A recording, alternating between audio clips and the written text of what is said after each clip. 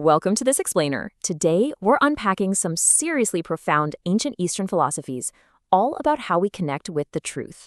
Now, if you love taking complex, abstract ideas and breaking them down in a clear, structured way, you are absolutely in the right place. We're going to dive right in and make these concepts accessible, exploring some fundamentally different approaches to human consciousness. So, how do you actually connect with reality? Just take a second and think about your own natural instincts here. When you want to improve your life, or solve a problem, or just understand the world a little bit better, what is your default reaction? You probably try to do something, right? You act, you strive, you put in effort. Well, that human tension, that deep-seated, almost biological need to act, to push forward, and to change things is exactly the core tension we're going to explore today. The source material we're working from poses this absolutely incredible premise. There are 4 distinct windows to reality. Basically, 4 unique ways to approach and connect with the ultimate truth of our existence. But here is the massive paradigm shift we'll uncover as we unpack these philosophies. Out of these 4 established paths, only one of them requires you to completely, entirely stop looking.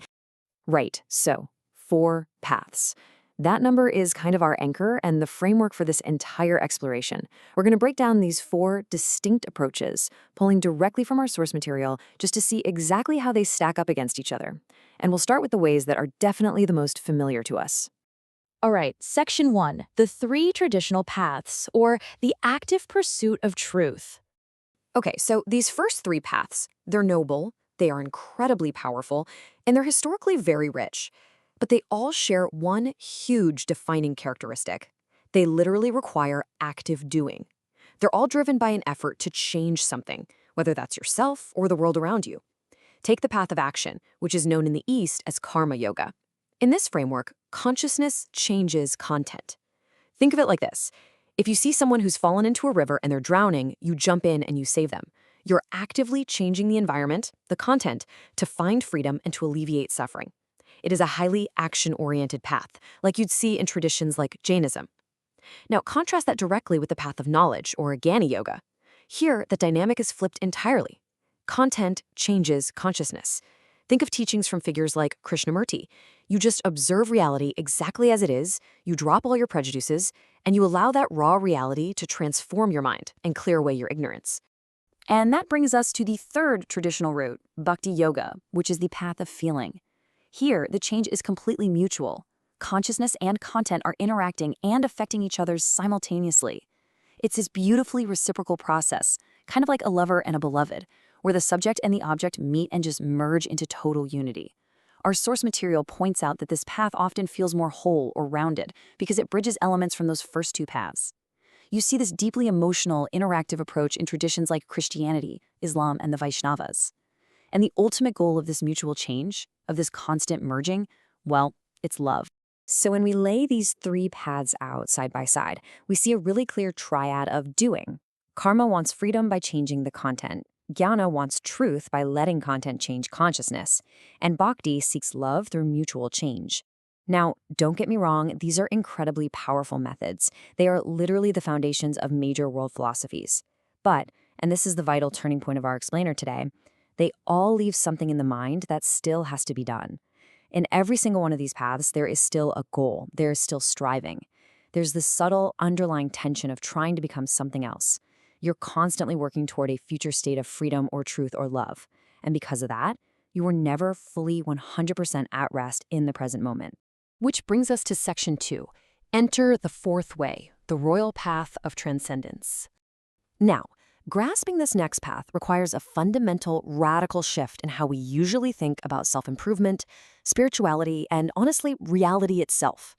In India, this is known as Raja Yoga, the pathless path, the gateless gate. I love that. It's so poetic, and it perfectly captures the absolute mystery of this 4th category. This is where contemplative traditions like Zen and Sufism belong.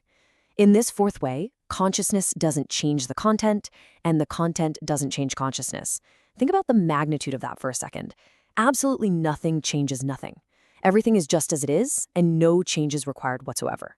There's literally zero effort to alter anything at all. Section 3, the goalless goal. Dropping the myth of change. Look, I know, to our modern, highly analytical, goal-oriented minds, this sounds totally counterintuitive. Like, how on earth can you achieve anything without a goal? How can you progress if you just drop the myth of change? You'd probably expect some rigorous, super complex self-improvement routine here to unlock this royal path. But just look at the sheer simplicity of these steps. Step 1, do nothing. Step 2, accept what is. Step 3, just witness. Literally, that's it. The source material argues that on this path, the ultimate state is achieved precisely by dropping all goals entirely. It requires absolutely zero effort. You're no longer doing, you're simply profoundly accepting whatever is happening. And in that very acceptance is transcendence. You go beyond, simply by witnessing. So the crucial point is really captured by this ancient Sankhya Sutra's definition of dhyana. The original text says, dhyanam nirvishayam manaha. True meditation is mind without thoughts, without feelings, without will. It is consciousness without any striving whatsoever. There is no longing for an object, no desire to fix a problem, no urge to improve yourself. And here is the crazy catch. Actually, scratch that. It's more like a paradox. You cannot force this. If you say to yourself right now, okay, I'm going to try really, really hard to relax and just witness, boom, you've already ruined it. Because the very desire to relax makes relaxation a goal. And that turns you right back into a doer on the path of action, completely tangled up in effort. True dhyana is utter silence. It's absolute rest without a destination. It is the complete absence of trying. Section 4, finding joy in just being. The explosion of released energy. Now, as abstract and mystical as this fourth way sounds on paper, the truth is, you have highly likely experienced it in your everyday life, entirely unforced, unplanned, and completely by accident. Take the bathtub moment. This is a fantastic, highly relatable analogy from our source. Imagine you're just lying in a hot bathtub. You aren't trying to achieve anything at all. The hot water is just naturally relaxing your body, and suddenly this profound, unknown silence just washes over you. You hear the birds singing outside, you hear the distant hum of traffic. Everything is exactly as it has always been, but suddenly it has a totally new quality to it. Your mind just stops rushing. You aren't striving. You are just effortlessly, completely here now. You didn't deliberately create that moment. You just allowed it to happen because the striving naturally fell away. To really lock this concept in, let's contrast concentration with witnessing. Concentration, which is used heavily in those first 3 active paths, requires striving. It inherently involves tension and the subtle, persistent kind of doing. The source brilliantly points out that even the word attention literally has the word tension right in it. You're narrowing your focus, you're exerting energy to block out distractions.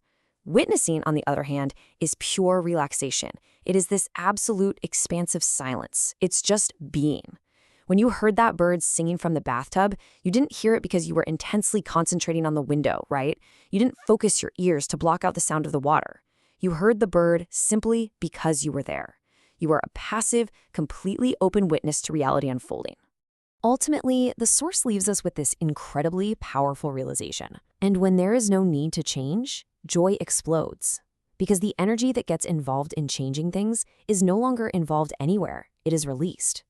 Think about that for a second. Think about all the physical and mental energy you spend literally every single day trying to change your life, trying to fix your surroundings, or mold yourself into some better version. What would actually happen if, just for a brief moment, you completely let go of that massive, exhausting exertion of energy? The source suggests that this newly released energy is the very definition of true, unadulterated joy. It's not something you build. It's just what is left over when the building stops. So, what if the most profound reality isn't something you have to actively seek or achieve, but something you simply allow yourself to witness? I really hope this framework gives you a fascinating new lens to view your own striving and maybe, just maybe, helps you find a moment to just be today.